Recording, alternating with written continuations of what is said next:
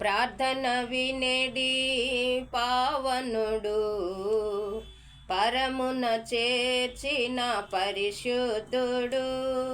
ప్రార్థన వినేడి పావనుడు, పరమున చేర్చిన పరిశుద్ధుడు. నిత్య దేవుడు, నీతిమంతుడు, నిత్య దేవుడు, నీతిమంతుడు, శక్తిమంతుడు మన యేసుడు.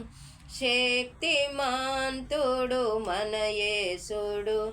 మంచి కాపరి మనకుండగా భయమేలవో సంగమా.